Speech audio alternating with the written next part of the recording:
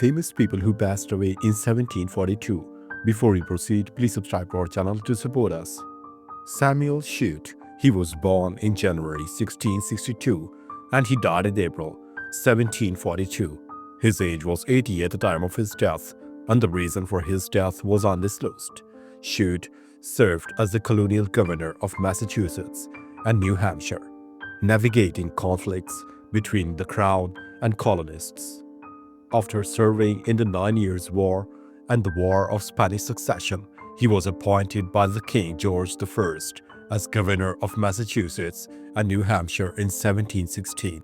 His tenure was marked by virulent disagreements with the Massachusetts Assembly on a variety of issues and by poorly conducted diplomacy with respect to the Native American Wabanaki Confederacy of northern New England that led to Germers' War. Although he was partly responsible for the breakdown in negotiations with the Wabanaki, he returned to England in early 1723 to procure resolutions to his ongoing disagreements with the Massachusetts Assembly, leaving conduct of the war to Lieutenant Governor William Tumber. William Fairfield. He was born in October 1662 and he died in December 1742. His age was 80 at the time of his death, and the reason for his death was undisclosed. He was a prominent colonial politician. Fairfield served as Speaker of the Massachusetts House of Deputies in 1741 and was instrumental in colonial administration during his time. In 1701, he purchased a home in Wenham, Massachusetts. He became active in Wenham's town affairs. In 1741, he was named Speaker of the House of Deputies, which at that time the highest elected office in Massachusetts. He was described as shrewd, clear-headed, practical, and as one who was trained by reflection and experience, rather than by knowledge of books. A frequently told anecdote about his tenure as Speaker was that when he was heading to a session of the legislature, he became so absorbed in thought that he reached Boston with his bridle in hand before discovering that he had left his horse at home. Charlesrington. He was born in 1688 and he died in February 1742. His age was 54 at the time of his death, and the reason for his death was undisclosed. An influential English publisher, Rivington, founded the publishing house that later became a cornerstone of English literary production, coming to London as apprentice to a bookseller, Matthews.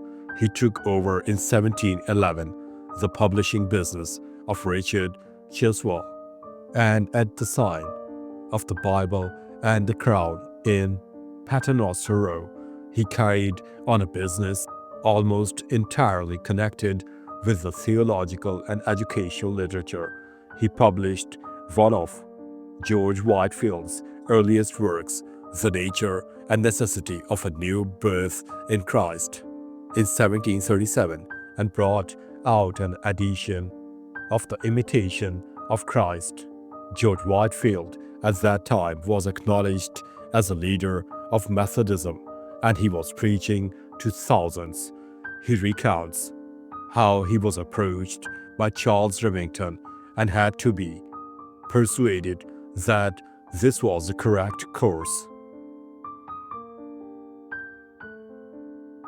Edmund Halley. He was born in November 1656 and he died in January 1742. His age was 85 at the time of his death, and the reason for his death was undisclosed. He was a British astronomer and mathematician. Halley is best known for predicting the orbit of the comet that bears his name. He was the second astronomer royal in Britain, succeeding John Flamsteed in 1720 from an observatory he constructed on St. Helena in 1676. Halley catalogued the southern celestial hemisphere and recorded a transit of Mercury across the Sun. He realized that a similar transit of Venus could be used to determine the distance between Earth, Venus, and the Sun. He was made a Fellow of the Royal Society and, with the help of King Charles II, was granted a master's degree from Oxford. Halley encouraged and helped fund the publication of Isaac Newton. From observations Halley made in September 1682, he used Newton's law of universal gravitation to compute the periodicity of Halley's comet in his 1705 synopsis of the astronomy of comets. Peregrine Bertie, 2nd Duke of Lancaster. He was born in April 1686 and he died in January 1742. His age was 56 at the time of his death, and the reason for his death was smallpox. He was a British politician who sat in the House of Commons from 1708 until 1715, when he was called to the House of Lords. At the 1708 British general election, Lord Willoughby was returned as Member of Parliament for Lincolnshire with his father's support. Although his father was a Whig, Willoughby acted as a Tory. He sat on a drafting committee for Boston Church Bill and a committee of inquiry into the laws excluding placemen.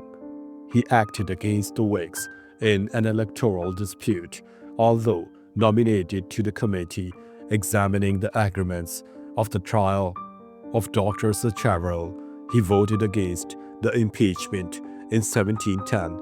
He was returned as a Tory at the 1710 election and listed as one of the worthy patriots who detected the mismanagements of the previous administration and a Tory patriot who opposed the continuation of the war in 1711.